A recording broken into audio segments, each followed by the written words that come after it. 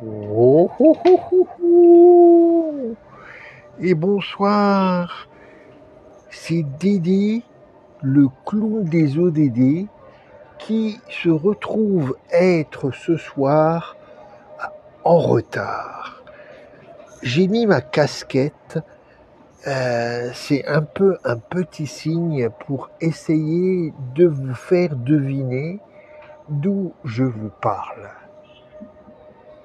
Eh bien, pour ce ODD au déjà dimanche du 14 janvier 2024, j'ai la chance de vous parler depuis Dakar, au Sénégal, sur le continent africain.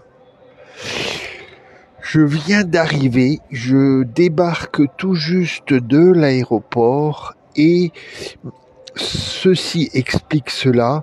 Je n'ai malheureusement pas pu être avec vous à 19h heure française et si je ne me trompe pas, il est 21h pour vous, 20h ici à Dakar. Et voilà, Dédé le clown des ODD est pour 2 semaines au Sénégal. Et aujourd'hui, mais aussi la semaine prochaine et encore une fois la semaine suivante, donc pour le 28 janvier, mais aussi le 21 janvier, je serai avec vous depuis ce lieu d'Afrique francophone que je ne connais pas. Et pour tout vous dire, c'est la toute première fois cet après-midi que j'ai posé le pied sur le sol africain. Oui, Dédé, le clown des ODD, a une petite expérience de l'Europe, ou même une grande expérience de l'Europe, mais pour ce qui du reste, il y a eu quelques escapades en Asie, en Israël, aux États-Unis, au Canada, mais effectivement, le continent africain restait une grande inconnue pour moi et je suis content de pouvoir un peu m'y plonger. Évidemment, Dakar n'est que Dakar et ce n'est que le Sénégal, mais voilà, je commence un peu cette découverte de ce continent si important, avec une jeunesse tellement nombreuse, avec dans beaucoup de pays une grande mobilisation pour l'agenda 2030 et donc je vous parlerai évidemment un peu agenda 2030 et Sénégal dans les semaines qui viennent, mais vous pouvez déjà regarder les posts que vous trouverez sur la page ODD au déjà dimanche et qui donnent un peu de contexte. Hein. Donc voilà, c'est une aventure à la fois complètement inattendu, d'une certaine façon, mais je suis heureux donc de faire cette plongée au Sénégal et cette découverte de Dakar dans les jours qui viennent.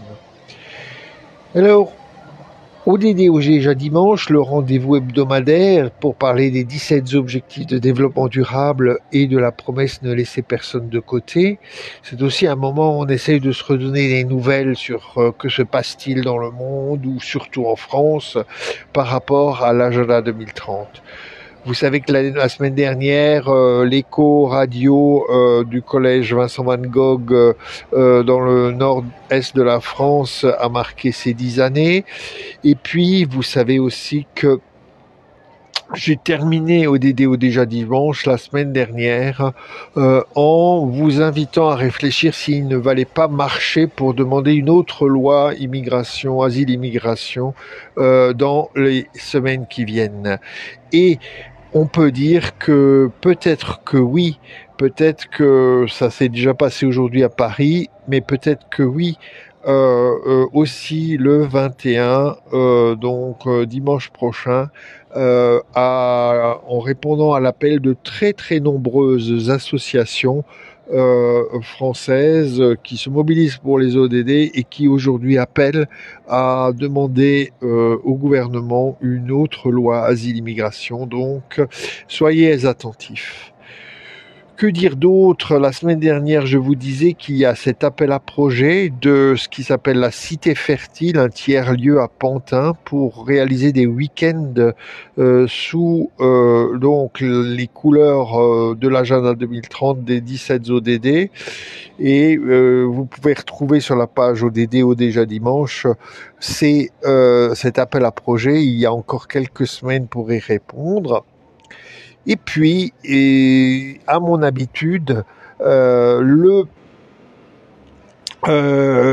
mi-janvier, c'est l'occasion de redire combien je pense que l'agenda 2030 doit quelque chose à Martin Luther King. Et demain, c'est à la fois le jour exact de son anniversaire de naissance, le 15 janvier, mais c'est aussi, pour une fois, ça tombe exactement ce jour-là, aux États-Unis et dans beaucoup de pays d'une certaine façon aussi, ce qu'on appelle le MLK Day, donc la journée de Martin Luther King Jr.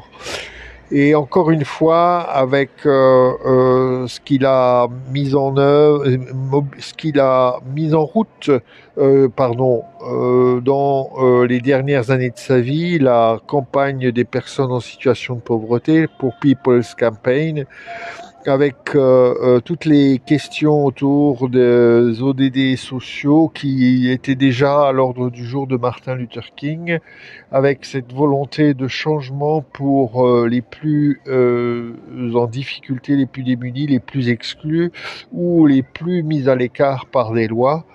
Et ben Martin Luther King, avec son I Have a Dream, est un peu un des pères fondateurs d'une certaine façon de cet élan mondial qu'est l'agenda 2030, avec d'autres, je les ai déjà cités, Gandhi en Asie, Nelson Mandela en Afrique, Joseph Brzezinski en Europe. Donc demain, n'hésitez pas à relire Luther King et à marquer cette journée qui peut être marquée sous le signe de l'agenda 2030. Bon, on a dit pas mal de choses, donc je le redis. N'hésitez pas à vous demander si dimanche prochain il ne faut pas se joindre aux marches pour une autre loi asile-immigration. N'hésitez pas à faire circuler l'info concernant l'appel à projet de la Cité Fertile, marqué Martin Luther King Day demain. Et comme je l'ai déjà évoqué depuis le début de l'année, commencez à écrire aux personnes autour de vous qui se prépare à se présenter pour les élections européennes. Et à leur dire, et l'agenda 2030 au niveau européen, quid. Et ça me permet de dire qu'il va y avoir des rendez-vous autour de ça dans les semaines qui viennent, et peut-être que vous pouvez déjà retrouver ça. Voilà. Bonjour Razak, je suis content de te voir. Dédé est content de te voir aussi. Peut-être que tu étais là au début ou pas, mais je te redis que pour moi aujourd'hui, c'est le tout premier jour de ma vie où je suis sur le sol africain. Je suis arrivé à Dakar il y a à peine 1 heure. Et ça ne m'était jamais arrivé avant d'être dans un pays d'Afrique. D'accord, c'est pas un pays, hein, on est bien au Sénégal. Donc voilà pour cette semaine. Soyez attentifs à toutes les nouvelles concernant l'Europe et les ODD, et soyez prêts à écrire à vos députés, et n'hésitez pas à soutenir, là je fais une pub particulière, hein, pour l'appel contre la pauvophobie et pour l'existence d'un veto social que propose Marie Toussaint, donc candidate au niveau de la liste des Verts pour les élections européennes. Il me semble que sa proposition qui demande à ce que l'Europe examine à chaque fois qu'elle prend une mesure ou adopte une directive ou une législation, examine si cette politique est d'une certaine façon bienveillante ou malveillante par rapport aux 10% les plus pauvres.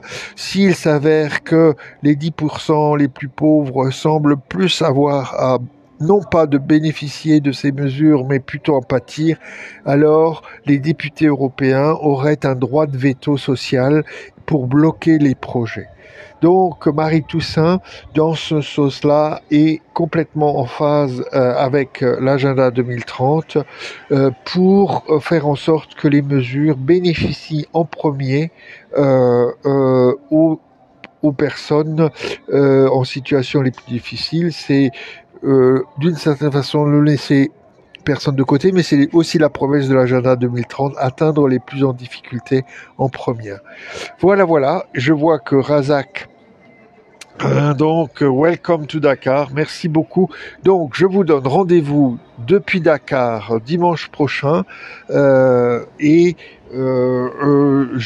d'ici là, je vais en découvrir plein de choses au niveau de l'agenda 2030 dans ce beau pays. À très bientôt.